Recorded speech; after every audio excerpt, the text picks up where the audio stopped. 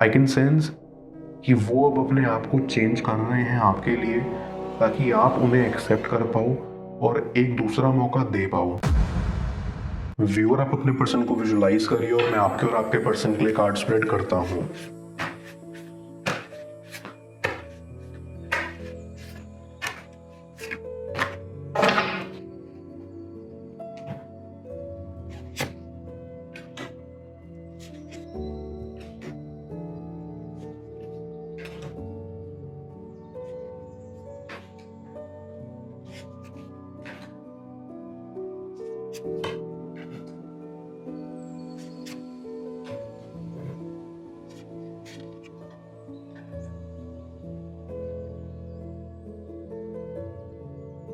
आई सी कि आपका कनेक्शन बहुत फॉर्मेलिटी से भरा हुआ था।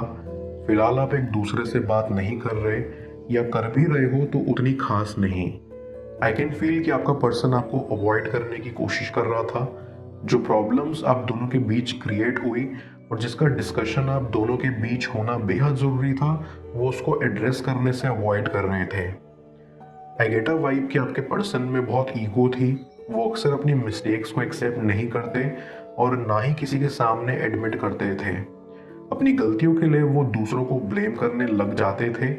एंड आई थिंक कि ये एक बहुत बड़ा रीज़न हो सकता है आपके बीच आर्ग्यूमेंट्स और मनमुटाव का। ऐसा भी लगता है कि आपका पर्सन आपसे बहुत डरता था या इस कनेक्शन से बहुत डरता था। कुछ ऐसी चीज थी जो उनके साथ पास्ट में हुई थी, जिसके फ्लैशबैक्स उन्हें खुलकर जीने नहीं देते थे। सबसे बड़ी प्रॉब्लम जो आपके कनेक्शन से उभर कर आ रही है वो है अवॉइडिंग की। आपका पर्सन इंपॉर्टेंट और सेंसिटिव टॉपिक्स को अवॉइड करता था या डेप्थ में बात करने से अवॉइड करता था। ओवरऑल आई सी कि वो काफी अनइमोशनल पर्सन है जिनको दूसरों के सेंटिमेंट्स की परवाह नहीं है। आई सी कि आपके पर्सन को लीडर बनने का बहुत शौक था या उनके अंदर लीडरशिप क्वालिटीज कूट कूट कर भरी हुई थी और इसी चीज का उन्हें बहुत घमंड था। वो चाहते थे कि वो सबके सामने स्ट्रांग दिखें, रोल मॉडल बने, लेकिन आपकी प्रेजेंस कहीं ना कहीं उन पर बहुत बड़ा इम्पैक्ट डालती थी। उनकी ईगो आपके होने से ट्रिगर होती थी, जो वो नहीं चाहते थे कि हो। But deep down I can sense कि वो आपको लेकर बहुत प्रोटेक्टिव और पोजेसिव थे। वो आपको चाहते थे और शायद इसी चीज से डरते थे कि कहीं वो खुद की प्राइड को इस कनेक्शन की वजह से खो ना दें। आप आपके पर्सन के लिए बहुत बड़ी इंस्पिरेशन हो। वो किसी भी काम को करने से पहले आपके बारे में सोचते हैं, क्योंकि आप उन्हें समझाया करते थे, उनको एडवाइसेस दिया करते थे। इट फील्स कि आपका इम्पैक्ट उन पर काफ़ी पावरफुल रहा है। ऐसी ये सेपरेशन आप दोनों को ही कुछ वैल्यूबल लेसन सिखा रहा है जो आप फ्यूचर में इम्प्लीमेंट कर सकते हो, क्योंकि आप दोनों को ही ये सीखने की ज़रूरत थी कि रिलेशंस की क्या अहमियत होती है या रिश्तों को कैसे बचाकर रखना चाहिए।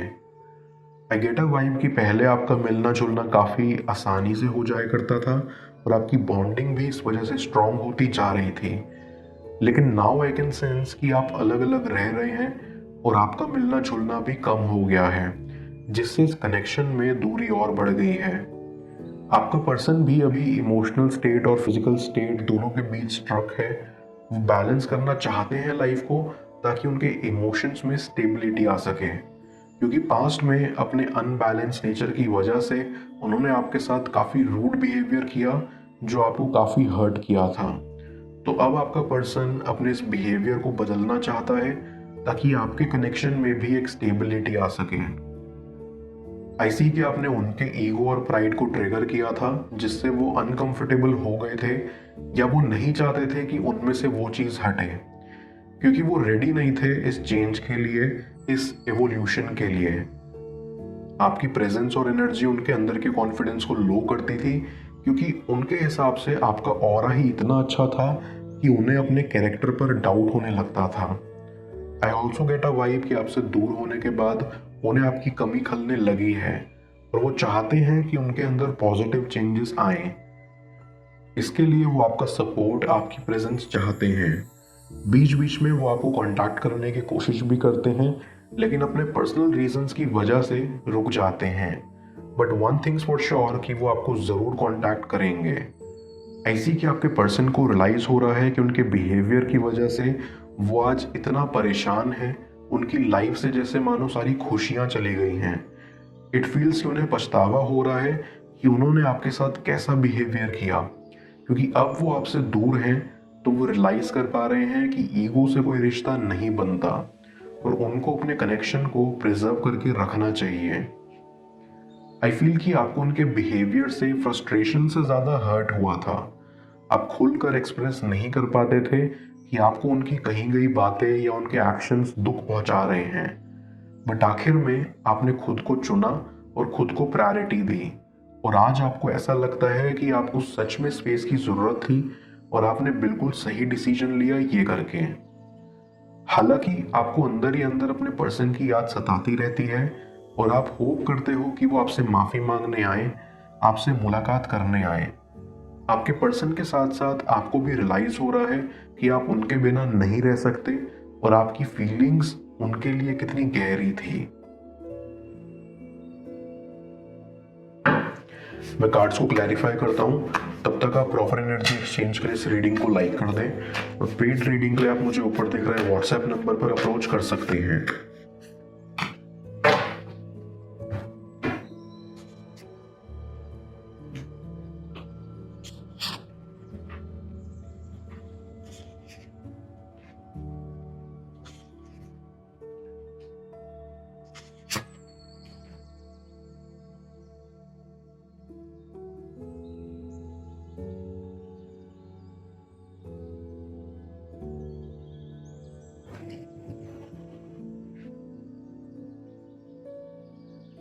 आई फील कि आपका पर्सन एक्सेप्ट करता है कि जो भी प्रॉब्लम्स इस कनेक्शन में आई हैं वो उनकी वजह से आई हैं और आज जो कंडीशन है इस कनेक्शन की, जो दुख वो झेल रहे हैं वो डिजर्व करते हैं। उनको ऐसा लगता है कि वो किसी भी रिश्ते के लायक नहीं हैं और आप उनके साथ इतने लंबे समय तक रहे, काफ़ी सीरियस रहे, काफ़ी इन्वेस्ट किया, उसके लिए वो आपको तहे दिल से अप्रिशिएट करते हैं और सोचते हैं कि आपने कैसे ही उनको झेल लिया। आपके पर्सन को ऐसा भी लगता है कि उन्होंने आपके साथ जस्टिस नहीं किया, आपकी फीलिंग्स के साथ जस्टिस नहीं किया। इट फील्स कि उन्हें ऐसा लगता है कि उन्होंने एफर्ट्स और फीलिंग्स रेसिप्रोकेट नहीं की, लेकिन अब उनको एहसास हो रहा है कि उन्होंने आपके साथ बहुत गलत किया और आप ये सब बिल्कुल भी डिजर्व नहीं करते थे। आई कैन सेंस कि वो अब अपने आप को चेंज कर रहे हैं आपके लिए, ताकि आप उन्हें एक्सेप्ट कर पाओ और एक दूसरा मौका दे पाओ, क्योंकि उनको रियलाइज हो गया है कि वो आपके बिना नहीं रह सकते और आप जो भी उन्हें कहते थे वो उनके भले के लिए होता था।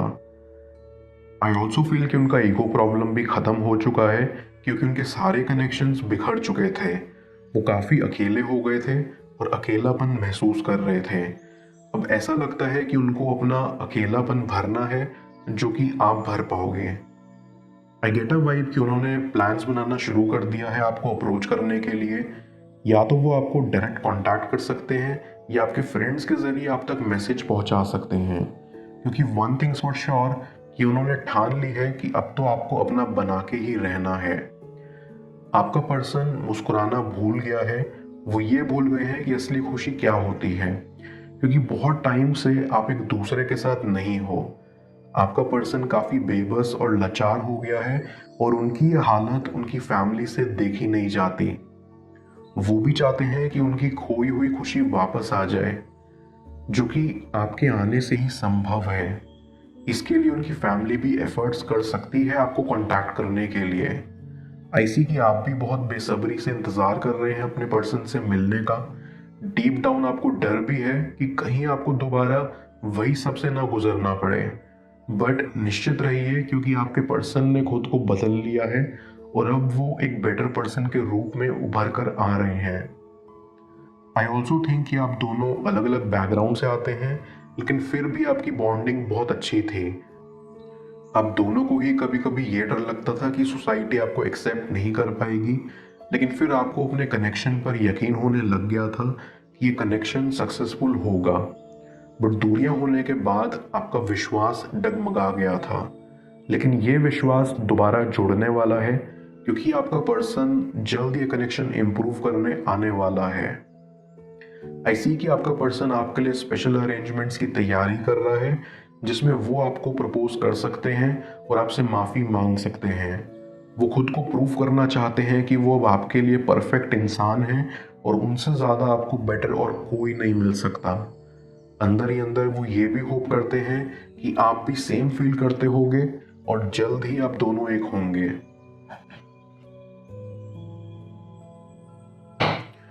मैं यूनिवर्स एज योर बैक की मदद से यूनिवर्स से आपके लिए एडवाइस पूछता हूँ। देखते हैं यूनिवर्स आज आपको क्या एडवाइस करना चाह रहा है।